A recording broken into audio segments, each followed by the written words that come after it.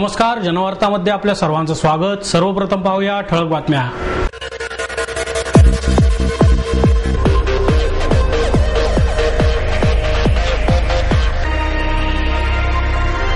शुक्रवार दिनांक 15 जुलै रोजी पुण्यनगरीत गुरुपौर्णिमा मोठ्या उत्साहात साजरी.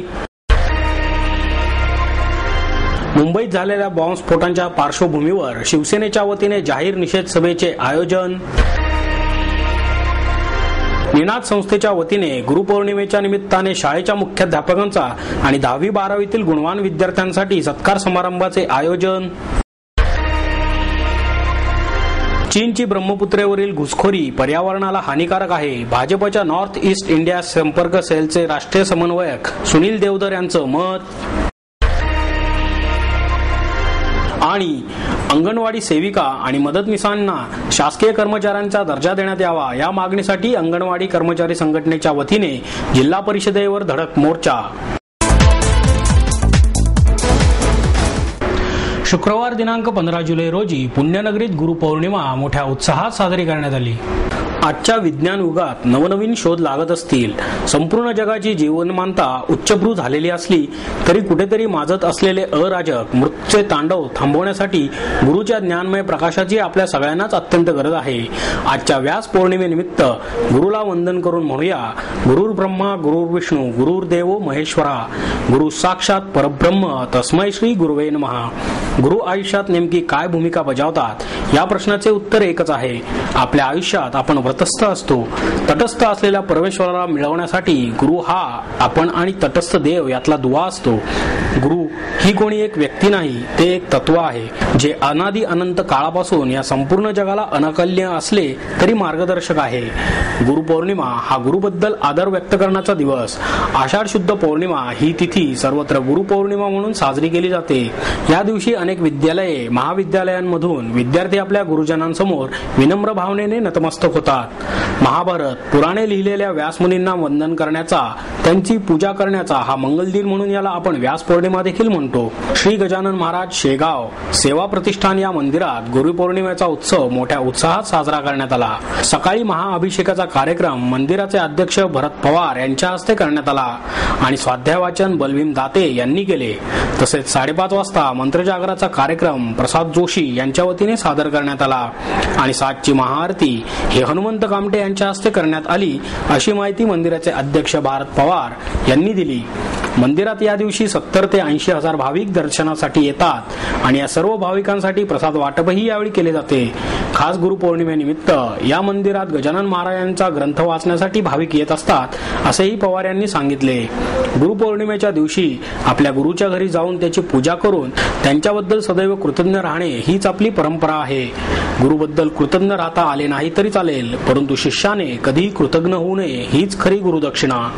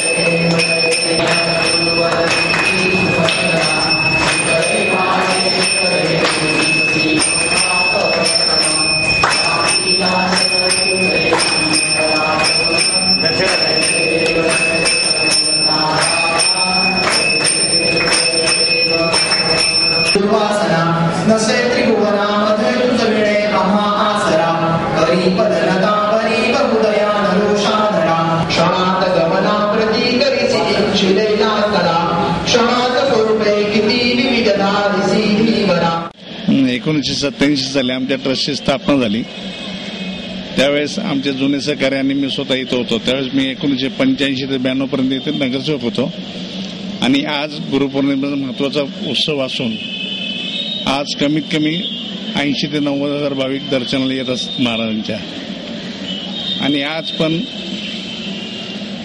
वंदे मातरमचे संजय नहार, पत्की साहेब आणि इतर माझे सहकारी मित्र येऊन गेले.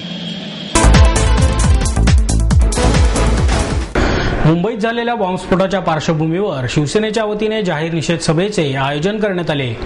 मुंबईतील भीषण बॉम्बस्फोटाच्या निषेधार्थ शहर शिवसेनेच्या वतीने जाहीर निषेध सभेचे आयोजन करून निदर्शने करण्यात आली. यावेळी बॉम्बस्फोटात मृत्युमुखी पडलेल्या मृतांना श्रद्धांजली वाहण्यात आली. बॉम्बस्फोट आणि त्यासाठी जबाब असणाऱ्या राज्यकर्त्यांचा निषेध करण्यात आला. देशद्रोही विधान करणाऱ्या राहुल गांधींचा निषेध असो, कसाबला फाशी झालीच पाहिजे अशा घोषणाही देण्यात आला. शिवसेनेचे शहर प्रमुख नाना वाडेकर यांच्या नेतृत्वाखाली मंडई येथे ही निदर्शने करण्यात आली. शहर उपप्रमुख प्रशांत बधे, राजेंद्र शिंदे, मिलिंद काची, नंदू घाटे, हुजूर इनामदार, किशोर विटेकर, मोहन परदेशी, नगरसेवक अशोक हरणावळ, विजय मारटकर, अनिल घोलप, श्रीकांत मेमाणे, महिला आघाडीच्या संघटक राधिका हरिश्चंद्रे, निर्मला केंद्रे यांच्यासह अनेक कार्यकर्ते यावेळी उपस्थित होते. काल मुंबईमध्ये जे बॉम्बस्फोट झाले त्याचा निषेध करण्यासाठी आणि त्या बॉम्बस्फोटामध्ये जे निरपराध नागरिक ठार झाले त्यांच्या प्रति श्रद्धांजली अर्पण करण्यासाठी या ठिकाणी शिवसेना पुणे शहराच्या वतीने श्रद्धांजली सभा आयोजित केली होती. आणि गेल्या देशामध्ये गेल्या कित्येक वर्षात हा जवळजवळ 7वा ते 8वा भ्याड हल्ला आहे. आणि म्हणून आमची या सरकारला विनंती आहे, सरकार अगोदरच पहिल्यापासून पाकिस्तानच्या विरुद्ध बोटछेपी भूमिका घेत आलेलं आहे आणि कसाब सारखा अतिरेकी आपल्या हातात असून सुद्धा त्याला पोसून त्याच्यावरती लाखो करोडो रुपये निष्कारण खर्च या सर्वसामान्य जनतेच्या खिशातून त्याच्यावरती खर्च करण्याचं काम हे सरकार करत आहे. म्हणून या सगळ्या बॉम्बस्फोटामध्ये जे निरपराध नागरिक ठार झाले त्यांना जर खऱ्याखुरी श्रद्धांजली व्हायची असेल तर या कसाबला चौपाटीवरती किंवा या विटी स्टेशनवरती जाहीर फाशी द्यायला पाहिजे अशी आमची मागणी आहे. आणि पाकिस्तानच्या विरुद्ध युद्ध पुकारण्याची सुद्धा वेळ आलेली आहे. आपल्या देशातील नागरिकांची मानसिक तयारी तशी झालेली आहे असं मला वाटतं. कारण हा रोज छोटे छोटे हल्ले होत राहतात. त्यापेक्षा एकदाच काय व्हायचं ते होऊन जाऊ द्या अशी भूमिका सरकारने घेतली पाहिजे असं आम्हाला वाटतं. राहुल गांधींनी अतिशय मूर्खपणाचं वक्तव्य केलेलं आहे की असे हल्ले होत राहतात. आपण अमेरिकेमध्ये बघितलं तर अमेरिकेमध्ये 9/11ला जो हल्ला झाला त्याच्यानंतर अमेरिकेने एवढी पाकिस्तानची नाकाबंदी करून टाकली, त्यांची पाकिस्तानमध्ये घुसून त्यांचे सगळे अतिरेक्याचे तळ उद्ध्वस्त केले. त्यानंतर एक सुद्धा हल्ला अमेरिकेमध्ये एका सुद्धा अतिरेक्याला घुसायची हिंमत झाली नाही. एक सुद्धा हल्ला करायची अमेरिकेवरती कुठल्याही पाकिस्तानी अधिकाऱ्याला हिंमत झाली नाही. आणि त्या अतिरेक्याचा जो म्होरक्या होता ओसामा बिन लादेन त्याला पाकिस्तानमध्ये घुसून या अमेरिकेने त्याला तिथं ठार मारलेलं आहे. अशा प्रकारची भूमिका या सरकारने घेऊन दाखवावी त्यांच्यात हिंमत असेल तर. राहुल गांधींनी तसं पंतप्रधानांना सांगावं की तुम्ही या कसाबला निष्कारण पोचण्यापेक्षा त्या दाऊदला पाकिस्तानमध्ये जाऊन अमेरिकेसारखं धाडस दाखवा असं आमची इच्छा आहे. निनाद संस्थेच्या वतीने गुरुपौर्णिमेनिमित्त शाळेतील मुख्याध्यापकांचा आणि 10वी-12वीतील गुणवान विद्यार्थ्यांचा सत्कार करण्यात आला. यावेळी निनादचे संस्थापक कार्याध्यक्ष उदय जोशी, नगरसेविका शुभदा जोशी, ज्येष्ठ शिक्षणतज्ञ डॉक्टर प्र.ल. गावडे, सचिव संजय देशपांडे, लता जोशी, संध्या देवधर, कीर्ती नामजोशी आदी मान्यवर उपस्थित होते. यावेळी बोलताना गावडे म्हणाले, दहशतवादाबाबत राजकीय नेतेच गंभीर नसल्याने देशात दहशतवादी हल्ले होत आहेत. राज्यकर्ते ज्ञानी आणि चारित्र्यवान असावेत असे महर्षी व्यास यांनी सांगितले आहे. मात्र आजचे राज्यकर्ते बरोबर याच्या उलट आहेत. दहशतवादासारख्या मुद्द्यावर ते अजिबात सावध नाहीत. त्यामुळेच देशात वारंवार दहशतवादी हल्ले होत आहेत असेही त्यांनी सांगितले. ते पुढे म्हणाले, आजचे युग स्पर्धेचे आहे. या स्पर्धेत विद्यार्थ्यांना टिकायचे असल्यास त्यांनी प्रतिकूल परिस्थितीवर मात करून यश संपादन करावे आणि ज्ञान देणाऱ्या शिक्षकांचा कधीही विसर पडू देऊ नये असेही त्यांनी सांगितले. निनाद संस्थेच्या वतीने यावेळी आपलं घर या वृद्धाश्रमास 25,000 रुपयांची मदत देण्यात आली. आपलं घरचे संस्थापक विजय फळणीकर यांनी ही रक्कम स्वीकारली. कार्यक्रमाचे प्रास्ताविक शुभदा जोशी यांनी केले. केंद्र शासनाची मदरसा टू स्कूल ही योजना यशस्वी झाली आहे अशी माहिती मदरसाचे प्रमुख मुफ्ती मोहम्मद शाकीर खान यांनी पत्रकार परिषदेत दिली. शहरातील बैतुल उलूम या मदरशामध्ये मदरसा टू स्कूल ही योजना गेली 2 वर्षे राबवण्यात येत आहे. या शाळेचा निकाल 100% लागला आहे. कोंढवा परिसरात हा मदरसा असून शैक्षणिक क्षेत्रातील विविध प्रकल्पांच्या माध्यमातून मागास मुस्लिम विद्यार्थ्यांमध्ये शिक्षणाची गोडी निर्माण करून त्यांना स्वतःच्या पायावर उभे करणे हा मुख्य उद्देश या संस्थेचा आहे अशी माहिती मदरशाचे प्रमुख आणि मुस्लिम धर्मगुरू मुफ्ती मोहम्मद शाकीर खान यांनी पत्रकार परिषदेत दिली. या स्कूलमध्ये मुंबई, नगर, सावंतवाडी, पिंपरी, कोंढवा येथील विद्यार्थ्यांचा समावेश आहे. धार्मिक शिक्षणाबरोबरच औपचारिक शिक्षणाचा प्रयोग या संस्थेत यशस्वी झाल्याचे खान यांनी सांगितले. या संस्थेत 2 संगणक प्रयोगशाळा असून 35 संगणकांद्वारे अनेक विद्यार्थ्यांना विविध प्रकारचे शिक्षण देऊन त्यांना स्वतःच्या पायावर उभे करण्याचे काम संस्था करीत असल्याचेही त्यांनी सांगितले. चीनची ब्रह्मपुत्रेवरील घुसखोरी पर्यावरणाला हानिकारक ठरत आहे असे मत भाजप नॉर्थ ईस्ट इंडिया संपर्क सेलचे राष्ट्रीय समन्वयक सुनील देवधर यांनी व्यक्त केले. पुणे श्रमिक पत्रकार संघाच्या वतीने चीनची भारतात घुसखोरी या विषयावर वार्तालापाचा कार्यक्रम आयोजित करण्यात आला होता. यावेळी पत्रकार संघाचे अध्यक्ष उमेश घोंगडे, सरचिटणीस प्रसाद कुलकर्णी आदी उपस्थित होते. देवधर पुढे म्हणाले, अरुणाचल प्रदेश हा भारताचा अविभाज्य घटक आहे. हे आपण आत्ता जाहीर करतो याचाच अर्थ त्यावर कोणीतरी घुसखोरी करत आहे हे निश्चित. चीन अरुणाचल प्रदेशच्या सीमेपर्यंत येऊन पोहोचले आहे. या सीमावर्ती भागात त्यांनी रस्ते, रेल्वे या सुद्धा निर्माण केल्या आहेत. त्या मानाने आपण अरुणाचल प्रदेशच्या विकासासाठी कुठल्याही ठोस योजना केलेल्या नाहीत. चीनी अतिक्रमणाच्या भीतीमुळे आपण या भागात रस्ते सुद्धा तयार केलेले नाहीत. त्यामुळे हा भाग अविकसितच राहिला आहे असेही त्यांनी सांगितले. अरुणाचल प्रदेशमधील नागरिकांना भारतात राहायचे आहे. ते स्वतःला भारतीय समजतात. चीनी सरकार त्यांना अनेक प्रलोभने दाखवत आहेत. अरुणाचल प्रदेशमधील युवकांसाठी शिक्षणाची सोय सुद्धा त्यांनी केली आहे. केंद्र सरकारच्या अनास्थेमुळेच आज ईशान्य भारतातील राज्याची स्थिती अशी झाली आहे.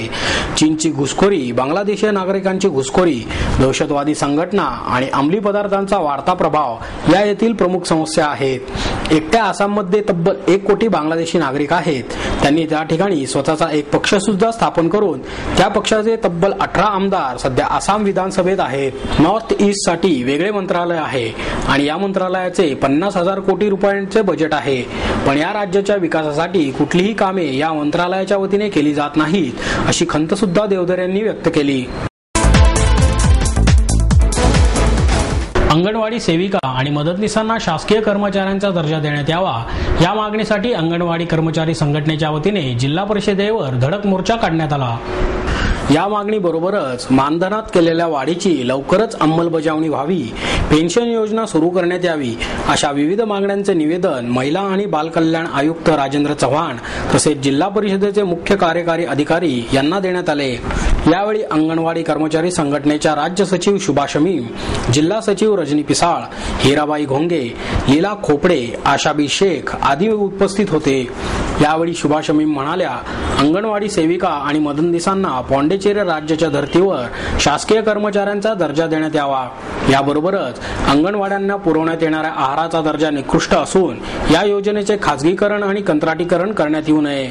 अंगणवाडी कर्मचाऱ्यांच्या प्रश्नावर आयोजित बैठकीत महिला आणि बालविकास खात्याच्या सचिव वंदना कृष्णा या वारंवार अनुपस्थित राहत असून त्यांच्यावर तातडीने कारवाई करण्यात यावी अशी मागणी महिला आणि बालकल्याण मंत्री वर्षा गायकवाड यांच्याकडे करण्यात आली आहे असेही शमीम यांनी सांगितले. हिराबाई घोंगे म्हणाल्या, अंगणवाडीची वेळ 4.5 तासांची मर्यादित ठेवावी. सेविका आणि मदतनीसांची रिक्त पदे त्वरित भरण्यात यावीत. शासनाने मान्य केल्याप्रमाणे अंगणवाडी महिलांना देण्यात येणाऱ्या साड्यांच्या खरेदीमध्ये हस्तक्षेप केला जाऊ नये. तसेच त्या बदल्यात येणारा पैसा थेट बँकेत जमा करावा असेही त्यांनी सांगितले. महाराष्ट्र साहित्य परिषदेच्या वतीने देण्यात येणारा सोनोपंत दांडेकर पुरस्कार डॉक्टर मुकुंद दातार यांना डॉक्टर सदानंद मोरे यांच्या हस्ते प्रदान करण्यात आला. यावेळी परिषदेच्या कार्याध्यक्षा डॉक्टर माधवी वैद्य, प्रमुख कार्यवाहक प्राध्यापक मिलिंद जोशी, डॉक्टर म व्ही जोशी आदी उपस्थित होते. यावेळी सदानंद मोरे म्हणाले, इतर कोणत्याही राज्याला न लाभलेला वारकरी संप्रदायाचा समृद्ध वारसा महाराष्ट्राला लाभला आहे.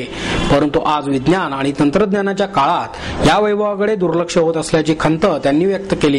साहित्यिकांनी वारकरी संप्रदायावर अधिक लेखन करण्याची गरज आहे असे मतही त्यांनी व्यक्त केले. मोरे पुढे म्हणाले, आज स्पर्धेच्या युगात शिक्षणाचे क्षेत्र विविध कारणांनी गढूळ होत असताना शेकडो वर्षांची परंपरा असणाऱ्या वारकरी संप्रदाय आणि संत साहित्याकडे तरुणांचे होणारे दुर्लक्ष खेदजनक आहे. साहित्यिकांनी हे संत विचारांचे धन तरुणांपर्यंत पोहोचवण्यासाठी वारकऱ्यांच्या जीवनावर साहित्य निर्मिती केली पाहिजे असेही त्यांनी सांगितले.